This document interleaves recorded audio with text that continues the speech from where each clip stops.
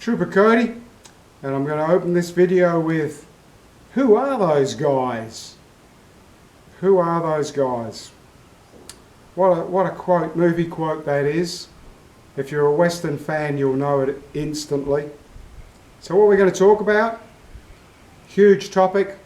Don't know how well I'm going to do it in just one video, but we'll see how we go. Because yes, of course, I'm talking about Butch Cassidy and the Sundance Kid.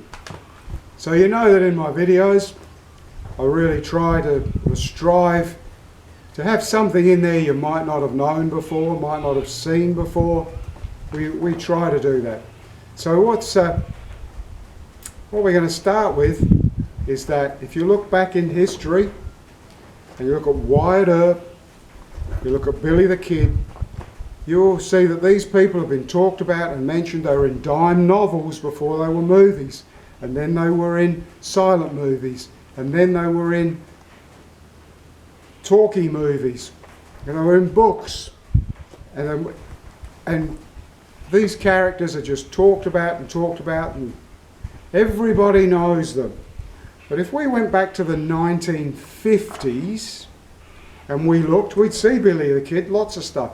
We'd see Wyatt Earp and Bat Masterton and Hitchcock and Calamity Jane. We'd see them all. But we wouldn't see Butch Cassidy and the Sundance Kid. You wouldn't see it. You just would not see a movie about them. You'd never hear them mentioned. You'd never see a book about them. They were pretty much completely unknown, Butch Cassidy and the Sundance Kid. So Robert Leroy Parker was born in 1866. He had a good friend when he was young. Surname was Cassidy, so he took on the name Cassidy and became Butch Cassidy. Harry Alonzo Longbauer was born in 1867, a year after Parker was born. And the story goes that he was born in Pennsylvania, and the story goes that he was working on the Sundance Ranch, and that's how he picked up the name the Sundance Kid.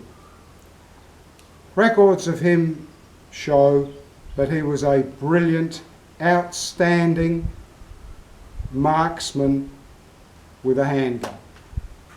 I got sidetracked because this is a very difficult story to tell, and the fact that it's a difficult story to tell is very interesting when it came to making the movie. So in the 1950s, nobody's ever heard of Butch Cassidy and the Sundance Kid, but a guy in America is going to college, working on his degree, and he stumbles across a piece of an article, and the article is about the governor of Wyoming, in his memoirs, recorded that he went to a prison, and when he went to this prison, he wanted to try and drum up some votes and make a name for himself. And so he said to people in that prison, if you promise me that you will never commit crime again, I'm going to give you a pardon and you can get out. And what he recorded in his memoirs is that he went to one young man in that prison and he made this offer to him, and that young man said to him, Governor, I'm sorry, I can't promise that to you, but I'll make you a deal. You give me a pardon, and I promise I will never commit another crime or robbery in the state of Wyoming. And the governor was so taken back by this, and the guy seemed to be so genuine and friendly, such an all-round nice guy, that he thought he'd give him a chance. Well, I've said this video is going to jump around, so let's just jump around a bit and say that in the rest of his career, his entire career, Butch Cassidy never ever committed a crime in Wyoming. He later formed the Hole in the Wild Bunch, also known as the Hole in the Wall Gang. And when he formed that, if the robbery, he wasn't the brains in that gang. Eliza, last time I tried to remember something off the cuff, I got it wrong. So anyway, he was not the brains of the outfit. And when something came up in Wyoming, Butch refused to go. He stayed behind just so that he could honour his own word that he personally would never commit a crime in Wyoming. So, here we are in the late 1950s. A man's in college, stumbles on this story about Butch Cassidy, finds it fascinating. It tweaks his interest. So what happens is he gets his degree and he goes out, becomes a journalist. He starts being involved in screenplays, but he never forgets about Butch Cassidy. And over a period of 8 years, he finds he has put together an incredible portfolio of Butch Cassidy, the Sundance Kid, the Wild Bunch, the Hole in the Wall Gang, train robberies that they committed. He has found lots of photographs, many photographs of the period around 1901 of when Butch Cassidy, the Sundance Kid, and Etta Place the girl, Etta Place, went to New York and just had a wow of a time and had stacks of photos taken. We got other photos of Butch Cassidy because a number of the Wild Bunch went to Fort Worth and had their photos taken. And so we've got some great photos of Butch and Sundance at Fort Worth, and an absolute stunning photograph of the Sundance Kid and Etta Place was taken in New York around 1900. And what you can see from this isn't like some of the photos where you see photos of what Billy the Kid looked like, wasn't a handsome man. Calamity Jane, she was no Doris Day. Whew. But when you see Etta Place and you see the Sundance Kid, he is a very handsome, smart, handsome man, and she's a very attractive woman. She was born in 1878, so when she's having these photos taken, she's only in her early 20s. Now there's some talk, if you went searching, I'm jumping around here, but if you went searching for Etta Place on the internet, you will not find a lot about her. We'll talk more on that a bit later. But she was only in her very early 20s, and people try to work out, was she really a school teacher like they show in the movie, or was she actually a prostitute?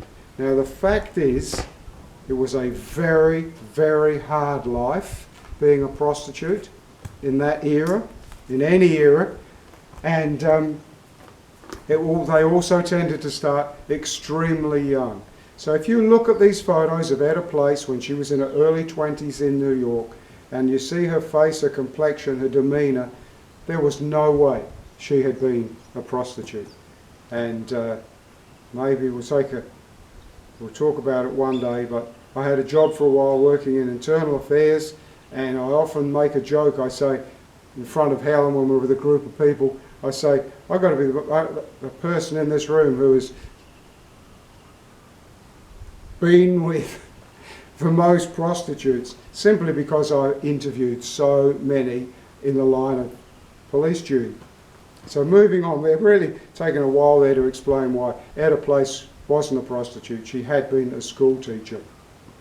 So what happens is that we've now come to the early 60s, and the man that did all this research has been a successful screenwriter. And so he puts forward this idea to a producer about Butch Cassidy and the Sundance Kid. Producer thinks it's fantastic and would make a great movie. Does a basic script, writes the script for Butch Cassidy and the Sundance Kid in 4 weeks. You see what a mega hit this movie was. You say, you did that in 4 weeks? But as he says, written in 4 weeks, based on 8 years previous research. So when he writes this script, he takes it to a few Hollywood studios, and they all say it is shocking, terrible, and they won't have a bar of it. One studio says, we will do it, but they never go to South America at all, and they must have a shootout with the super posse. So what happened? He wrote this script. He started taking it around. But if you think about Butch Cassidy and the Sundance Kid, in a classic Western, for a Western hero, you've got to have confrontation, you've got to have action, you've got to hopefully have a barroom brawl. Even in John Wayne's movie, The Undefeated, where there is no town, there is no saloon to have the quintessential required mandatory barroom brawl, John Wayne's little group, former Union soldiers, get invited to a 4th of July party at a wagon train of ex-Confederate soldiers, and so over the 4th of July party they have the ridiculous Hollywood barroom brawl out in the open, simply because there was never a barroom. So this movie hasn't got that, but the worst thing of all that the movie Butch Cassidy and the Sundance Kid would have in it is they ran away. So if you look at the movie, the train is robbed a number of times. At one stage it's blown up. Well, that actually did really happen, and that railroad was the Union Pacific Railway, which was owned by multi-millionaire E.H. Harriman, just as it mentions in the movie. And he got so sick of the Wild Bunch committing robberies that he did really form the Super Posse. And not only did he form the Super Posse, he set them up in their own special train and told them money was no object. Horses, equipment, anything they needed, they were going to get Butch and Sundance. So if you've seen the movie, you know that's the Super Posse chased Butch and Sundance. We'll come back to that. So what happened? Super Posse's formed, and the real Butch and Sundance say 1901, the writing's on the wall. This Super Posse, we cannot beat them. We are going to go to South America. In other words, we're going to run away. No Western movie can possibly be successful when the heroes run away. So that was a bit of a problem. So in the movie, to have a successful movie, you've got to like the lead characters. So when the script of Butch Cassidy and the Sundance Kid has various things in it to make you like the guys. And this little things, like the knife fight at the beginning. If you were lucky enough to see this movie right at day one back in 1969 in the theatre when it was first released, you didn't know what was going to happen. And you see Butch gets off his horse, Paul Newman, slim, slight guy, and he's faced with this enormous bloke who's going to fight him in a knife fight. And you think, oh, how on earth is he going to get out of this? So then Butch says to Sundance, if he kills, doesn't ask Sundance to help him. He just says, if he kills me, you make sure you kill him. And Sundance says, yeah, you can count on it. And the bad guy, the big guy, says to Sundance, don't you interfere, this isn't your fight. So what you've got here is you've got two friends, and you can see they're both honourable blokes, and then of course Butch kicks the guy between the legs, and it's all part of making you like the characters. So, how do we possibly allow our heroes to run away?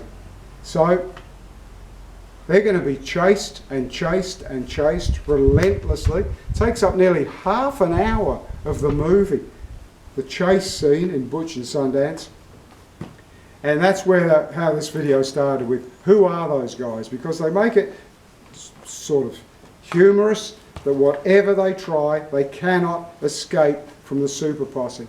And so there's two horse things in the Super Posse chase that I really love. And one of them is that they, Super Posse, tie their horses up at the hitching rail, and Butch and Sundance undo the reins off the hitching rail, and they go to the horses, go, go, go, go. And the horses just stand there because they're so trained. They're trained not to move. So that's a great horse scene from Butch Cassidy and the Sundance Kid. But of course the other one that just, they were never ever chased by the Super Posse, but if they had been, the two of them are riding at night side by side. And they have this great plan where Butch will get off his horse and jump on the back of Sundance's while they're riding, and they'll send the other horse off, and the posse will have to split to chase the two horses as if they've separated, and then they might stand a chance at being able to beat half the super posse. And so what the reality is, two horses, strange country, at night, and you try to send one off, you go that way, we'll go this way. Wouldn't happen. Those horses would be inseparable. They would be like glue. If you tried to send that horse off and rode that way, that horse would come back, and you send it off and it'd come back. So that couldn't possibly have happened, but that's a bit of Hollywood. But the whole chase scene gets you worried about the two lead characters. How can they possibly get away? What's going to happen to them? We want them to be safe. And so, after that half an hour of the movie, we come to a point that never happened in a Western before.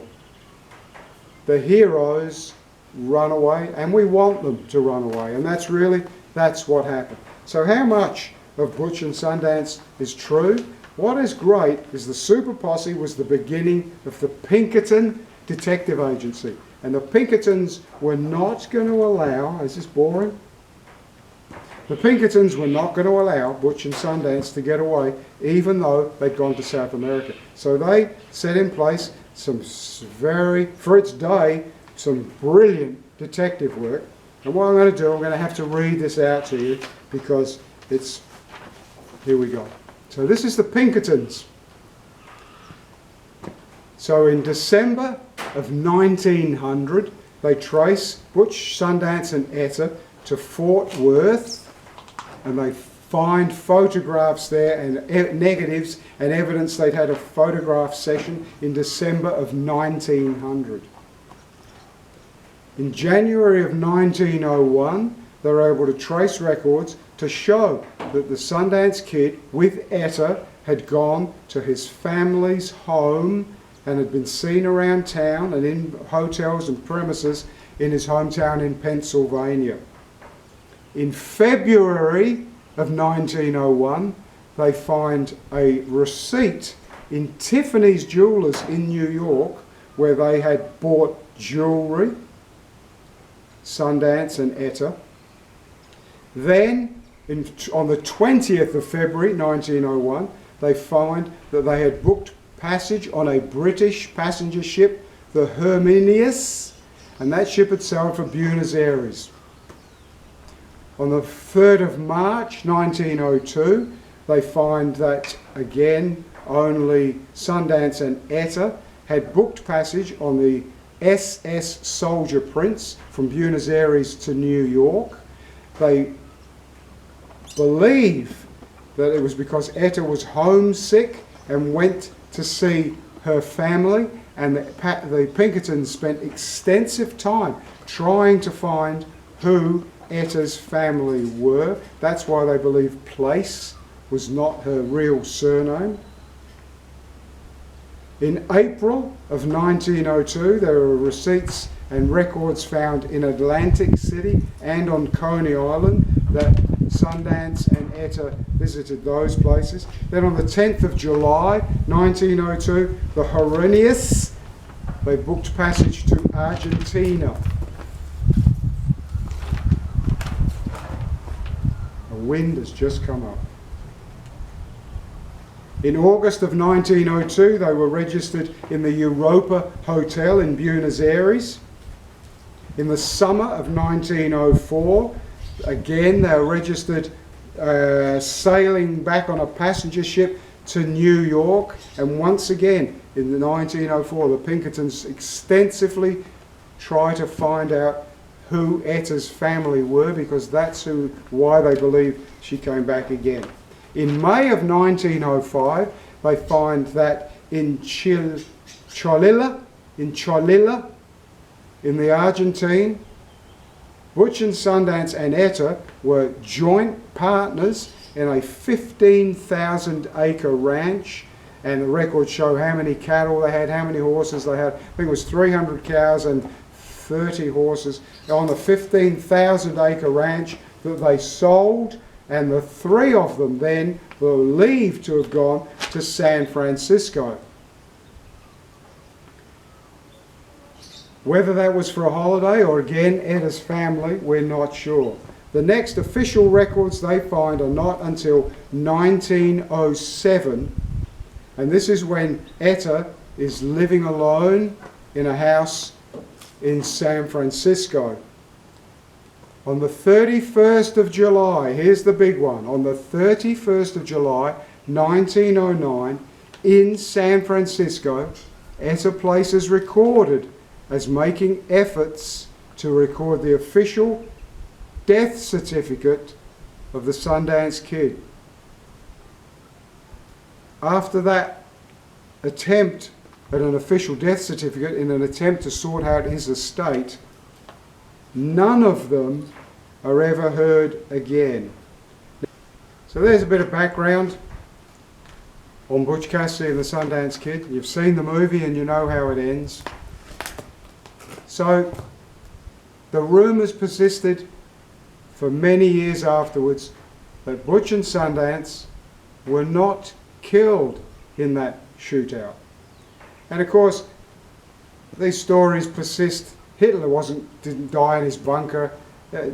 These conspiracy theories, Elvis is still alive, all of these stories. So when people say Butch and Sundance weren't killed, how would you ever know if it was true or not? Would it just be people hoping they weren't killed? What's very interesting is that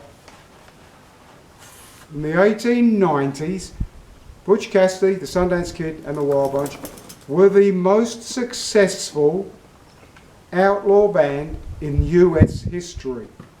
When things got tough in 1901, they left the United States and went to South America. They were there for many years, successful in a ranch and committing crime and not coming close to being caught. So what happened is that a payroll was robbed. The payroll was so big it was being carried on a mule. The mule had very distinctive branding for the mining company that the payroll was going to. Two Americans come to a small town with the mule. People in the town see the mule. People in the town recognise the mule. These two blokes go to a nearby house, shed, shack, and they're in there for enough time that people that see the mule go to the authorities and say, this is a mule from the mining company that said it's payroll robbed. They have time to go and get other soldiers. They then come to the shed, shack, open fire on the shed, hear screams, go in, one man badly wounded, multiple wounds, was clearly in a lot of pain, is shot in the forehead. The other man is shot in the temple, and it's quite clear that one is shot, put him out of his misery, and then shot himself. So they're seen as being Butch and Sundance. So the first thing I want to say is, any judicial party of importance wants crime cleared up. So you've seen, how many movies have you seen where they say, the boss says, I don't care who you pin this on, clear the case. So people would be happy to say Americana bandidos, whatever they called the term they had for Butch and Sundance. They'd be happy to say, yep, we got Butch and Sundance, we managed to catch them. The Pinkertons couldn't, chase them for decades in America, they couldn't, but we got them. So my first thing is, yes, people will be happy to say, we got Butch and Sundance. The other thing is, such successful criminals. That's like committing a robbery and stealing a Brinks armoured car for the money, and then driving the armoured car to the shack where you're going to be staying and letting everyone see it parked there. So when you look at later investigation, people say, no, Etta disappeared in 1909. Whenever Etta disappeared, the Pinkertons couldn't trace her anymore. That was because her and Sundance went off together, and Butch went back to where his family was. And family members are recorded as saying that they knew Butch came back, they looked after him, they sheltered him. He died of old age. He was buried. There was a rumour of where Butch was buried, and what happened is an expert went there. We're going to prove this once and for all. We're going to dig up where this person was and see if it's Butch and do DNA tests. And what happens when they dig up? They find, yes, it is a grave. It is an old grave. But there's no body in it. There's only a couple of tiny bone fragments. The bone fragments aren't big enough to do DNA tests. And why is the body gone? And the story is the Butcher's family were adamant the authorities would never ever catch him. And when the rumour came out that somebody was coming to dig him up and see if it was really him, relatives went there, dug up the body, and have buried Butch somewhere else. So criminals are criminals. They were bank robbers.